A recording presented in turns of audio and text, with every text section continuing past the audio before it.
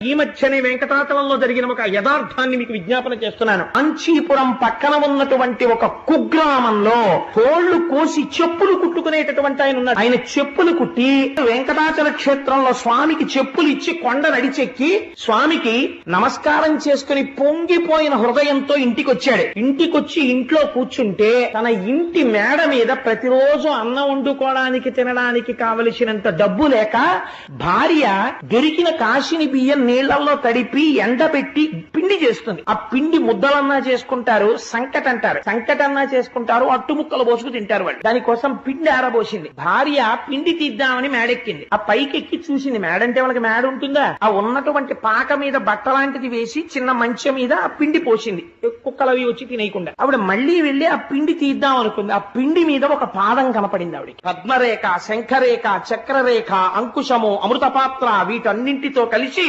వెలిగిపోతున్న పాదముద్ర ఒకటే ఆ పిండి మీద కనపడింది. ఆవిడ చూసి ఆ పాదముద్ర చూసి పొంగిపోయి ఏమిటి పాదముద్ర అని భర్తకి చెప్పింది. ఆయన వచ్చి చూసి ఈ ముద్ర చూస్తుంటేనే అవ్యాజమైన ఆనందం వస్తోంది. పెద్దలు పంతులు గారిని ఎవరినన్నా తీసుకొస్తానని తీసుకొచ్చి చూపించాడు. తీసుకొస్తే ఆయన చూసి అయ్య బాబో ఇది వెంకటేశ్వరుడి పాదం రా అన్నాడు. వెంకటేశ్వరుడి పాదం పిండి మీద పెడితే ఆయన ఏం చేశాడో తెలుసా అండి? నాకేమొచ్చు, నా స్వామికి వచ్చి చెప్పిస్తాను. నా స్వామి కాలి సైజు తెలిసింది. మొన్న ఇంత చెప్పులే పట్టుకెళ్ళా, ఈ సైజుకి సరిపడ చెప్పు చెక్కుతానని ఒక తోలు పట్టుకొచ్చి తాను చెప్పులమ్ముకు బ్రతకవలసిన వాడు ఉన్న తోలు దాని మీద పెట్టి కోసేశాడు. ఒక్క చెప్పుకే సరిపోయింది. ఒక్క చెప్పు అందంగా కుట్టి తల మీద పెట్టుకుని నడుస్తూ వెంకటాచలం వెళ్లి కొండెక్కే మార్గంలో ఇచ్చేస్తానన్నాడు. అదే సమయంలో శ్రీకాళహస్తి దగ్గర వేరొక చెప్పులు కుట్టేవారింట్లో కూడా ఇదే పాదం పడింది. అక్కడ ఎడం పాదం పడింది, ఇక్కడ కుడి పాదం పడింది. ఆయన చెప్పు కుట్టి తల మీద పెట్టుకుని ఇద్దరు ఒక్కొక్క చెప్పే పెట్టుకుని కటిక దరిద్రులు చెప్పులు కుట్టమ్మేవాళ్ళు చెప్పు పట్టుకుని ఇద్దరు చెప్పులు పట్టుకుని ఏకకాలమునందు కొండెక్కే మార్గం దగ్గర గుడికొచ్చారు. ఇద్దరు చెప్పులు తీసుకొచ్చి అక్కడ పెట్టారు. ఖచ్చితంగా సరిపోయే కుడి పాదానికి ఎడం పాదానికి.